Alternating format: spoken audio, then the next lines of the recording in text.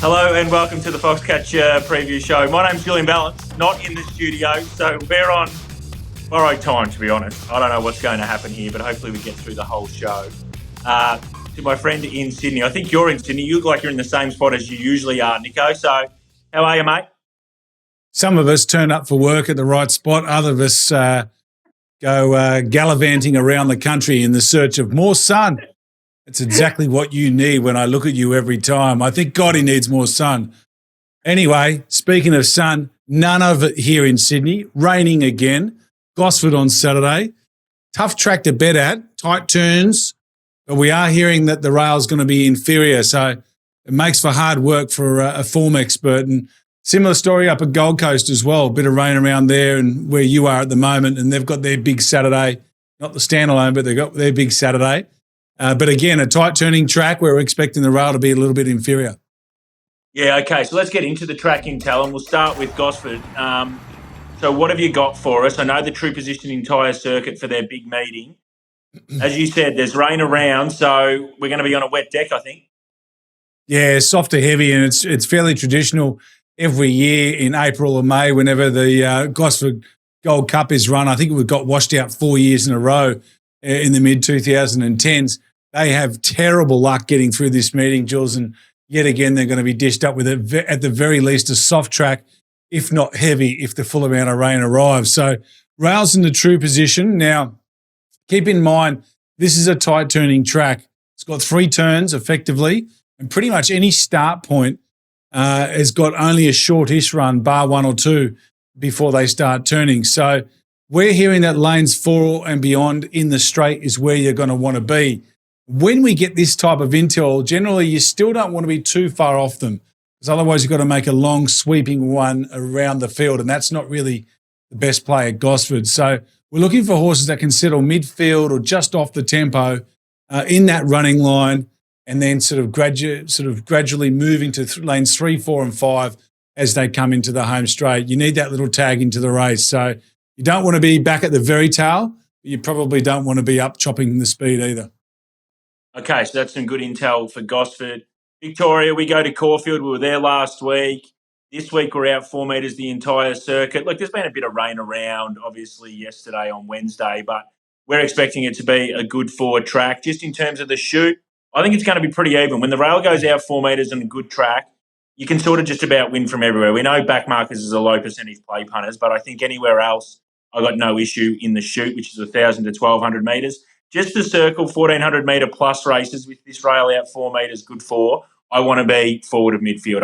To be honest, I want to be in the first 3 in running. I think that's a big major advantage for Saturday Caulfield. That's in particular the circle, not so much the shoot. But 1,400 metre races, I think plus races, you need to be on speed. We've also got Morphettville, mate, because it's Group 1 Goodwood, so probably the jewel in the crown in Adelaide.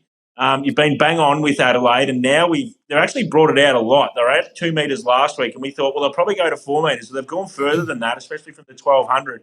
They've gone out 6 metres from the 1,200 to the post, out 2 metres the remainder, so sort of stays what it was last week. I think we'll be on a good 4.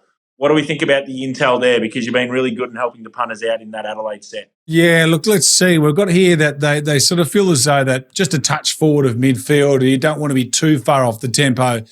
We've got here within 4 lengths of the speed or the tempo. Lanes 3 to 7 is probably your sweet spot in the straight. You can win wider than that, but there's just no benefit of getting out there. So perhaps in the bigger fields, we'll see them come out in lanes 9, 10, 11, 12, and so on. But particularly in those sort of small to medium fields, I don't think you'll be seeing them winning too much wider than lane 7. So lanes 3 to 7, we're looking for horses that can stalk the speed, maybe mid-runners, at about the 600 metre mark, Julesy. Beautiful. Okay, so that's good intel for all the 3 tracks, Gosford, Caulfield, and obviously Group 1 racing in Adelaide for Morphettville. That is the track analysis. Okay, mate, let's get to the Group 1 set. So it's the last one. They've had 3 weeks. This is the 3rd week, obviously, Adelaide. We now have the Goodwood, the 1,200 metres. And I think a lot of the chat to begin with, sort of leading into the week, was, oh my gosh, how's Giga Kick got 54.5 kilos? And just obviously in a previous life, I mean, that's just the time clause, the timestamp of when you win a race. I mean, we have many races. Races probably like the Turnbull Stakes is very similar. you could have won a Group 1, but if it's 2 years ago or 3 years ago, it's going to fall off the face. So you're actually going to be on the minimum for that for an older horse, a boy male horse, and that's what Giga Kick is. So, and you can run second in the best race in the world. Like it's run second in the Everest this year. You have to win the race to get the penalty. So that's how set weight and penalty races work. He's going to be the big talking horse in the race, Nico. There's no doubting that with 54.5 kilos, and the market typifies that. What did you think? How do you want to attack this race to begin with? Because he's obviously the starting point. Well, I think, as we always say, the way I attack my form is I start with the track report to understand how the track's going to play and where you want to be on each and every speed map. Then you've got to look at the track map itself. So I think in this race, it's interesting. The main speed in this race, they're all roughies. They're all sort of $26, $31 and beyond. We're talking about Press Down and Sharippa coming across from Whitish Gates and maybe Sir Sway not far off them. And then you've really got nothing in that sort of stalking position.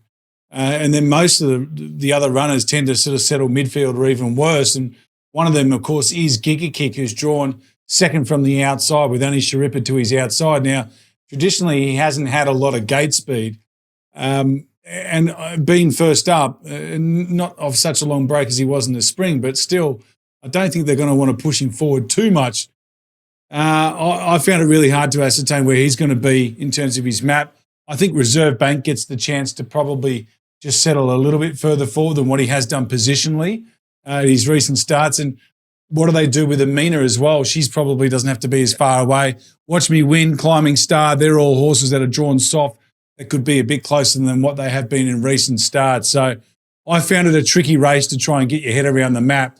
And as I come back to you, Julesy, is there a chance that they maybe go forward on Giga Kick? Surely this is his grand final. I wanted to say, look, this is where the set weights and penalties conditions has paid off, because if this was just your standard weight for age where he had to carry the normal weight, I think it wouldn't be as appealing. I think part of the appeal of taking Giga Kick to Adelaide for this race is that he gets 54 kilos and he's pitched in on his old form. Yeah, 100%. I mean, his handicap rating of 116, he runs second in the Everest, last year. It shows that if he was in a normal handicap, which this race used to be, but they changed the conditions of this race for the betterment of the race, to be honest. They ended up getting a Black Caviar there who wouldn't have gone there when it was that kind of set weight, that kind of handicap. She would have had to carry 75 or something. So I think it's been for the betterment of the race to do it like this, and it's just a bit of an anomaly with that horse. I was just going to say, just on that handicap, without getting too far into this, but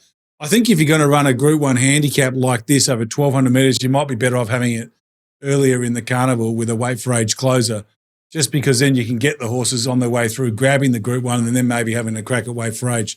Just my thoughts. Yeah, no, that's a fair point. So he's the interesting horse here, Giga Hick, because 1,200 first up for me is not an ideal scenario. And I know he's won over 1,400 metres in the past. He's not a horse that, I know he's always one of these ones that really seems to flash, but you look at that Everest and I don't know, I seem to feel like at that 1,200 metres he was having enough right on the line. And when you're first up off 180 days plus, yeah, he's got 54.5. I just don't think it's the ideal setup to win, come out and say, okay, this is our final. So whether he's going to Brisbane or not after that, I've got no idea. But we just look at this race as a whole, and he's got panels on them at his best. But he's off 180 plus days. We know he can put in a bad one. First up 1,200 metres. We speak about this a little bit. You want to tick all the boxes. I don't know. I've sort of, he's at that price point where he could come out and win easily, but I don't know if I want to have my last on him. Well, his last 4 fresh runs have been over 1,000 metres. He hasn't won first up since July 2022. He's had 3 first up wins and runs since then. The Challenge Stakes, the McEwen Stakes and the Concord Stakes at Group 2 and Group 3 levels. So he's been in races where you would have thought he could have won first up previously and he hasn't been able to. And I agree with you, with these sprinters, even if they have won major races like an Everest over 1,200 metres, quite often first up they need that 1,000-metre blowout, and we just wonder where he's at. But that makes me think even more, Julesy, that Clayton's got him wound right up for this. Yeah. This is his one-hit wonder for the autumn. Does he maybe go to Brizzy after this? Possibly for some of those Group 1 races up there. The Kingsford Smith probably appeals over 1,300 metres. But at the weights, if he can't beat these on Saturday, then I think he'd struggle in a Kingsford Smith, to be bluntly honest. No, I 100% agree. And this is his moment, really. This is just such good placement. Like, to be honest, when you look at it and you go, okay, the time clause, he's going to fall out the back. He's going to end up being on the minimum in a race like this. It's just brilliant. It's brilliant planning if this is what they're, for a horse that hasn't been able to win for a little bit of time. So he gets his opportunity. I couldn't bet in the race around him. I think he's clearly the one. He either wins or he fails, I think, miserably. I just don't think he's going to get beaten by a half length. He's not going to run up to some type of level. I just think he'll go to his level. It's good enough.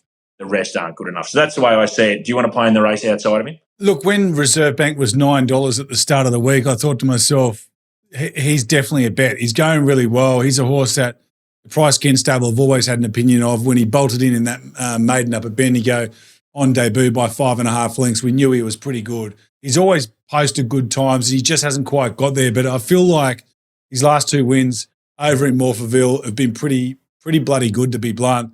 And I just sort of thought that maybe he was the one.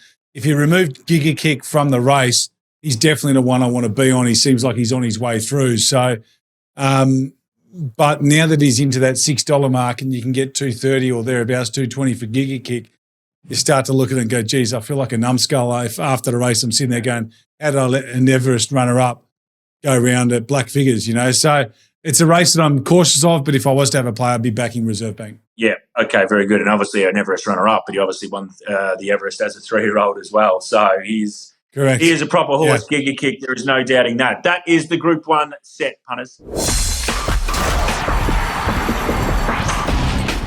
Okay, Nico, let's get into your New South Wales set. You've got a few horses here, obviously up at Gosford. We're going to be on a wet track. So is that what you're looking for, hard, fit horses? How are you attacking this meeting? Yeah, I'm finding it really tough, and I want to tread with a bit of caution. Our track info that I get for Gosford is usually really good, Julesy, so I'm pretty confident that they'll have that right, that you'll want to be in lanes 4 and beyond. But, it's very difficult in these really big fields. When you go betting up there on a Thursday afternoon, and it's a 9 or 10 horse field, you can get your maps pretty right. They usually run against those same horses each and every week. It's a bit easier to read, but now we've got different form lines coming together, bigger fields. The difference between being sort of 1 out, 2 back at Gosford versus 1 out and 5 back is pretty big, because you're going to have to set off and make your run much earlier around those tight turns, which can be more difficult. So I'm treading with caution. I want to put that out there straight away. But I thought in race 4, number 3, Pure Alpha, the price has gone. They put up $19 or $17 in original betting, and now into around that $8 mark. Look, he was very good at Flemington last time out. He wasn't the best out of the barriers. He had to do a bit of work through the middle stages. I think he ran the fastest split between the 600 and the 400. He just peaked on his run. The other thing is he's much better with his toe in the ground. He's had 3 runs back from a spell off 6 months into this preparation. All 3 runs have been on dry tracks. He's a dead set wet tracker. He gets it on Saturday, gets a little claim. He just needs to find a bum, and he'd be really hard to beat. Then I want to take you across to the feature for the day, which, of course, is the Gosford Gold Cup over 2,100 metres, a listed race. Look, he's a shocker, obviously going for back-to-back wins in this race after winning it last year at Newcastle. But I just thought Naval College, I reckon Annabelle and Rob have worked out that this guy peaks second up from a spell. At least that's what their mindset is. Second up, 2 preps ago, he went in the Doomben Cup, ran 5th, I think, to his stablemate Bois d'Argent, who's going to be a big chance in the Hollandale on Saturday. Second up, last campaign, he went into Beaufort behind Nick Spur over 2,300 metres. When you've got a stable like them taking horses second up to 2,000 metres and beyond, it's an indicator that they think that's when he sort of really thrives. And I think he thrives on Saturday. He'll come across from a wide gate. Hippo Hieronymus is on board. He's a very good front-running jockey, been one of the primary riders for the Waterhouse and Bott stable. He knows Gosford very well. He's got a good record up there. This galloper's got good wet track credentials. I don't think he wants it heavy. If it stays in that soft range, he'll do me in the Gosford Gold Cup. And then I want to take you to race 9, which this is a really good sprint race called the Takeover Target Stakes, named after the champion himself. It's a good field that they've assembled up there, and lots of different form lines coming together.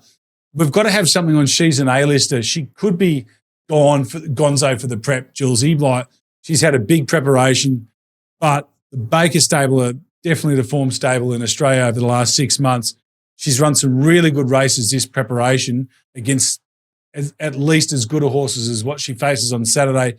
She gets a wet track, which she loves, and I just can see her camping wide with cover and sprinting down the centre part of the track. I'm having a bet on her, and I'm also backing this really interesting runner, number 16, Barber. He used to be with Godolphin. He changed and went to Richard Litt this preparation.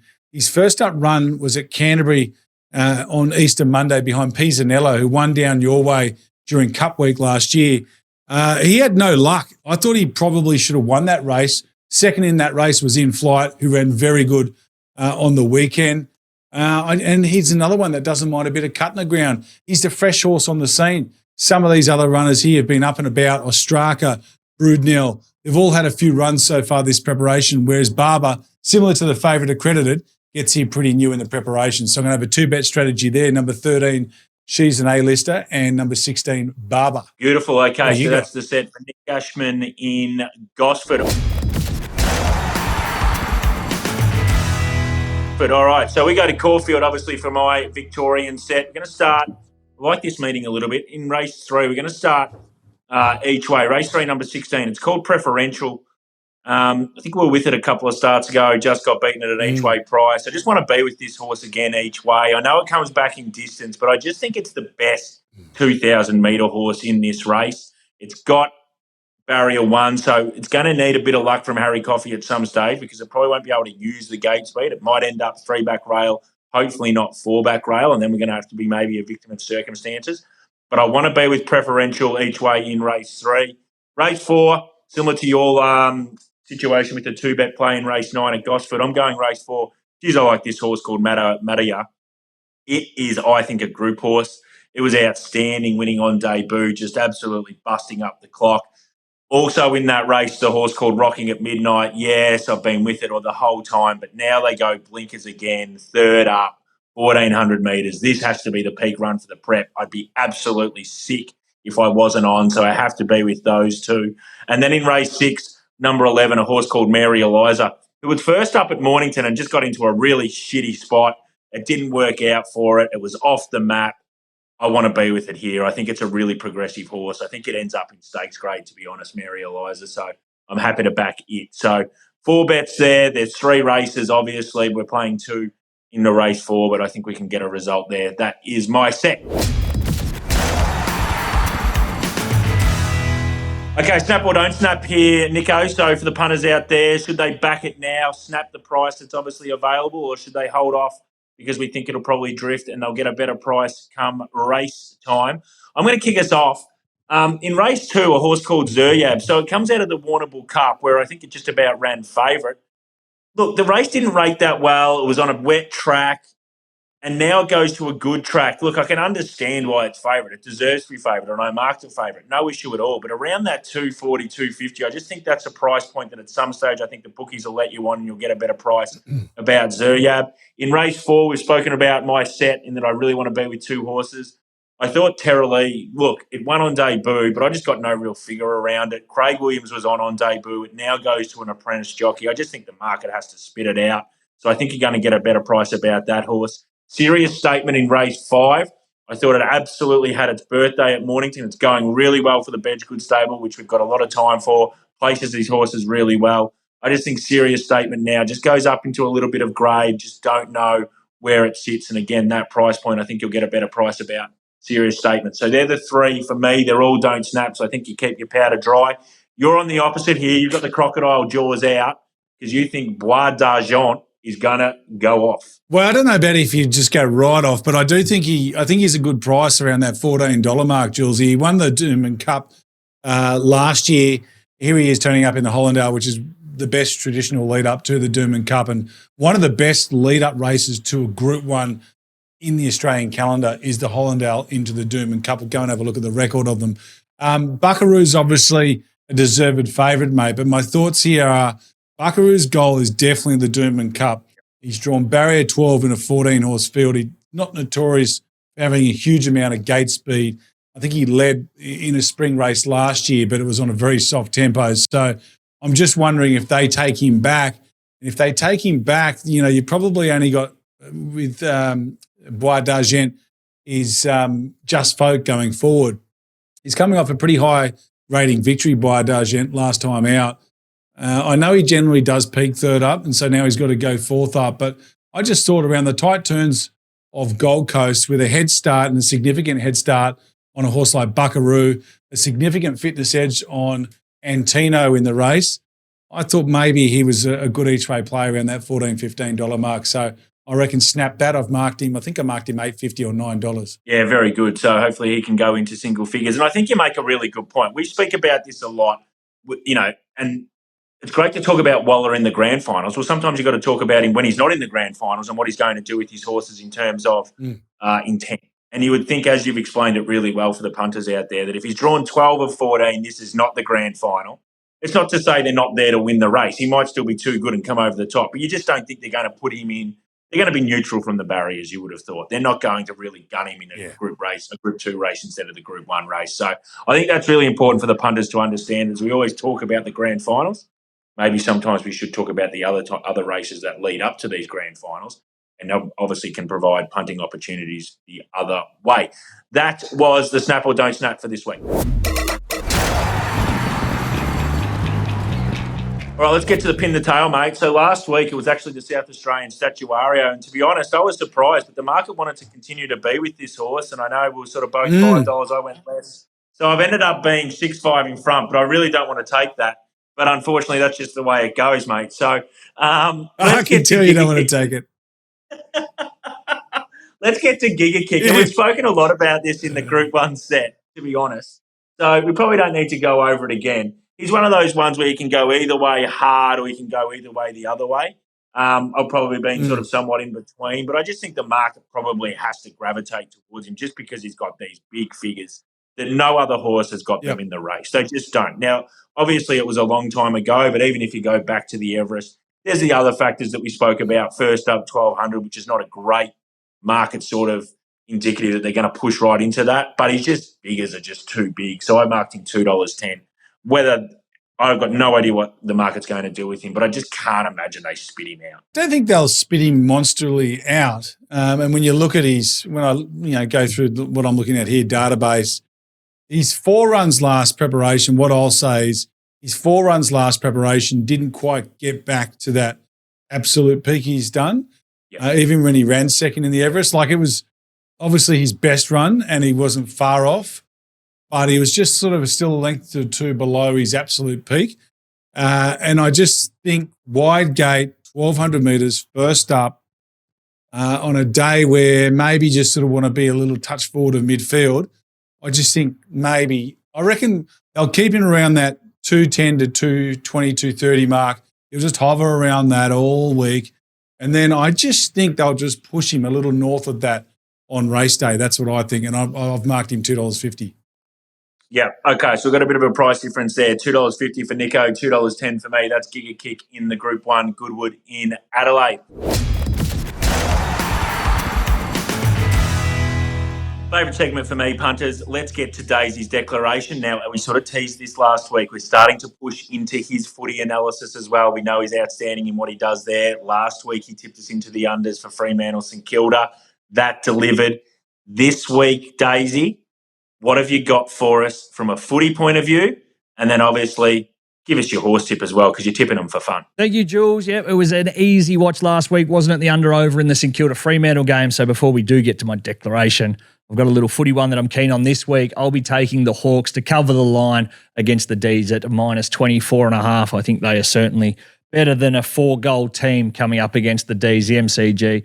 We know how good the Hawks can be. They had to sit and steer against the Tigs, and Melbourne went to Perth and had to grind that one out. So that's my footy declaration of the week. But for the horses, we don't mess about here. We are going straight to the Goodwood, race 8, horse number 7, Giga Kick. Yep, you heard correct. $2. It's favourite for a reason. I don't need to explain to the punters why this horse is bloody good. It will be winning. She will be winning. $2, one of ours for one of yours. That is good enough. That is the declaration. And as always, you know what to do here, Jules. We will be saying, yes, mate, we pay the people. That's what we do with you. You continually just churning the cash for the punters, and we'll get that merch, I promise you. Trucker hats, socks, everything else you want, hoodies. We'll pay the people.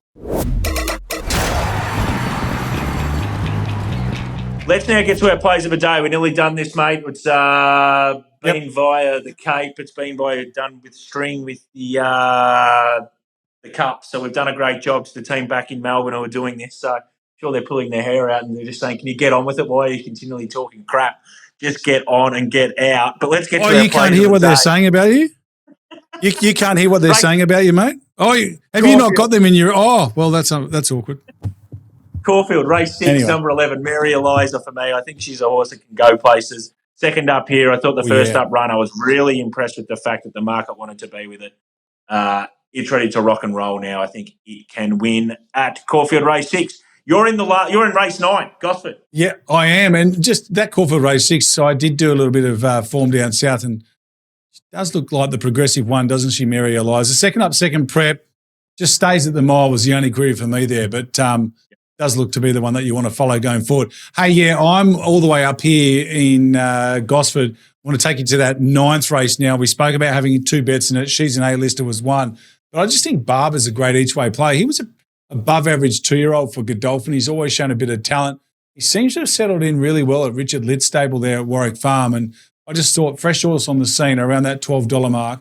I think on a 1-by-2 basis, he's a really good bet for the weekend. Beautiful, well done. So that's a good play there for the punters out there at a bit of value, and your set does provide value all throughout. Gosford, mate, we got through it. Well done. Next week, we did. I'll be back in the studio. We'll be all okay, I promise. I don't think I'll live here. I might live here. I don't know. Maybe I'll bring the studio up to here. Anyway, either way, I've got to keep chasing the sun. Yeah, that's what I'll do. I'll keep chasing the sun, mate, as you know I do, and I'll see you next week. All right, buddy. See you then. There, pal. You win some, you lose more. For free and confidential support, call the number on the screen or visit the website.